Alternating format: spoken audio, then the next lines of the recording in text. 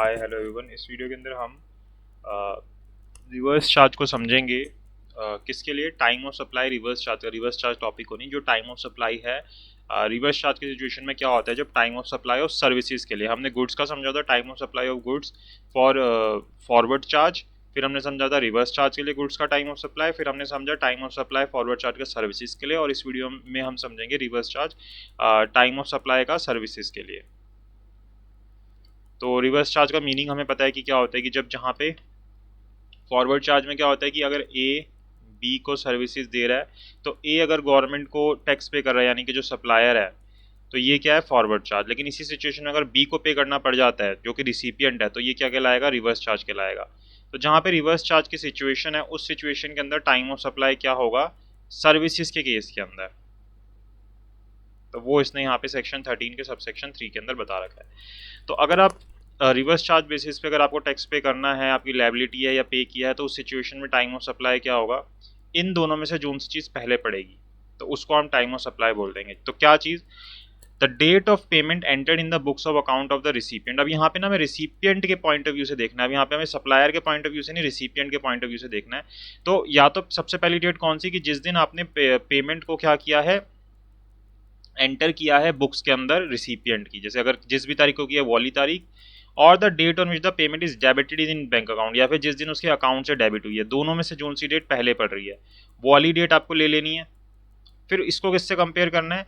The date immediately following 60 days from the date of issue invoice. यहाँ से फिर जिस भी दिन आपका इनवॉइस इशू है उससे आपको 60 दिन आगे जाना है, और वहाँ ये जो 60th डे है और इन दोनों में से जो सी डेट पहले आई थी, इन दोनों के बीच में कंपेयर करना है। जो सी डेट पहले पड़ेगी उसको हम क्या बोलेंगे? टाइम ऑफ सप्लाई बोलेंगे। यानी कि आपकी अकाउंट्स में जब अमाउंट डेबिट हुआ है, या फिर जब आपने अपने अकाउंट्स के अंदर उसको शो किया है बुक्स के अंदर, दोनों में से जो सी डेट पहली है, एक डेट वो उठा के रख लेना। इसको किस डेट से कंपेयर करना है? जिस भी दिन आपने इनवॉइस इशू किया है उसका जो 60th डे है, उस दिन को जो भी 60th डेट पड़ रही है, और जो आपका ये वाली जो पहले आपने डेट निकाली थी, दोनों में से जो पहले पड़ी थी कि बुक्स ऑफ अकाउंट्स के अंदर जो एंटर की थी या डेबिट हुआ था अकाउंट, तो उन दोनों में से जो सी पहली थी और ये 60th डे को दोनों को कंपेयर करना। दोनों में से जो सा पहले आ रहा है उसको हम टाइम ऑफ सप्लाई मान लेते हैं रिवर्स चार्ज के सिचुएशन में, सर्विसेज के केस के अंदर। ठीक है, इसके अंदर इसने इलस्ट्रेशन दे रखी है। जैसे देखो, डेट ऑफ इनवॉइस क्या है? 14/10/2020।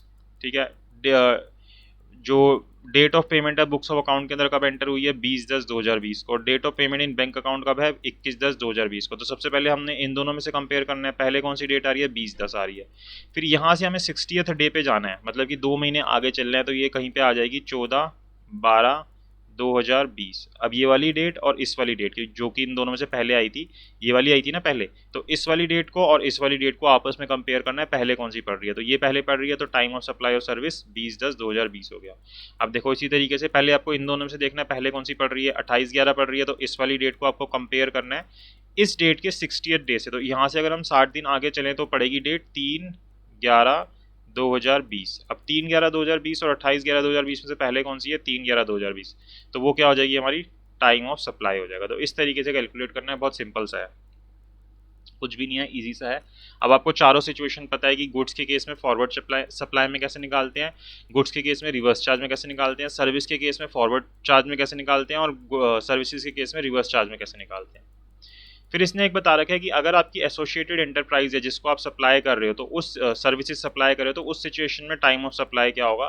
तो इसने बोला कि सीधा सा आप ये देखना कि जब भी आपके बुक्स ऑफ अकाउंट में एंटर कर रहा है, या फिर जब भी आपको डेट ऑफ पेमेंट है, दोनों में से जो सी भी चीज़ पहले है वो आपका टाइम ऑफ सप्लाई हो जाएगा। बाकी चीज़ें आपको करने की जरूरत है ही नहीं। ये सब चीज़ें जो कर रहे थे ना हम पिछले में, इनवॉइस देखना, ये देखना, वो सब नहीं करना। इन दोनों में से जो सी डेट पहले पड़ रही है उसको हम टाइम ऑफ सप्लाई मान लेते हैं। एसोसिएटेड एंटरप्राइज को अगर आप सर्विसेज सप्लाई करो। एसोसिएटेड एंटरप्राइज क्या होती हैं? जो हमें section 92A of income tax act के अंदर समझा रखे हैं।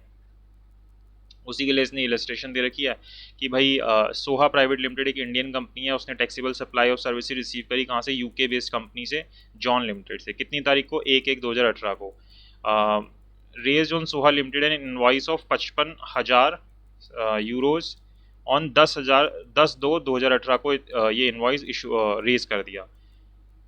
नहीं, ये रेस किया था 1 तारीख को, और ये डेबिट हुआ बुक्स ऑफ अकाउंट में उसके 25/2/2018 को, और पेमेंट हुई 25/3/2018 को। तो यहाँ पे ये दोनों एसोसिएटेड एंटरप्राइज थे, तो यहाँ पे हमें टाइम ऑफ सप्लाई डिटरमाइन करना है। तो यही जो अभी हमने सीखा यही चीज़ आपने करनी है कि डेबिट बुक ऑफ अकाउंट में कब हुआ और पेमेंट किस दिन हुई, दोनों में से जो सी चीज़ पहले हुई। तो यहाँ पे बुक्स ऑफ अकाउंट में डेबिट कब हुआ था, 25 तारीख को हुआ था, 25/2/2018 को हुआ था ये वाली डेट पे। और पेमेंट कितनी तारीख को हुई थी, पेमेंट हुई थी 25/3/2018 को, 25/3/2018 को।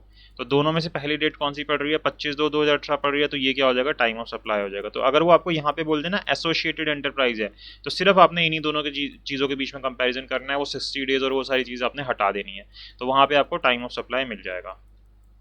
वाउचर तो जैसे गुड्स में होता था ऐसे यहाँ पे है कि जिस अगर आपका आइडेंटिफेबल है, जिस दिन आपको वाउचर इशू है तो उसी दिन आपका टाइम ऑफ सप्लाई हो जाएगा। अगर आप उसको आइडेंटिफाई नहीं कर सकते तो जिस दिन उसको आप रिडीम करने जाओगे उस दिन हो जाएगा आपका। तो ये चीज़ यहाँ पे इसने बता रखी है, उसी के यहाँ पे और क्वेश्चन करके दिखा दी है। तो बस अगर इतना भी समझ आ गया तो मोर देन इनफ है कि आपका जो ये टॉपिक है ये क्लियर हो गया होगा। इसके बाद हम time of supply when change in rate of tax in respect of supply of goods and services की, जब आपने गुड्स सप्लाई की उसके बाद उसके रेट के अंदर चेंज आ गया, जो भी गवर्नमेंट ने जीएसटी का रेट डिसाइड कर रखा था, तो उस सिचुएशन में हम कैसे डिसाइड करते हैं कि टाइम ऑफ सप्लाई क्या होगा, क्योंकि उसी हिसाब से तो हम पेमेंट उसी रेट के हिसाब से तो हम पेमेंट करेंगे गवर्नमेंट को। तो यहाँ तक अभी इतना कर लिया है। नेक्स्ट वीडियो के अंदर हम time of supply when change in rate of tax in respect of goods and services को देखेंगे, सेक्शन 14 ऑफ जीएसटी एक्ट को। ठीक है, तो यहाँ पे हमारा ये वाला टॉपिक खत्म हो जाएगा। आई होप आपको वीडियो अच्छी लगी हो।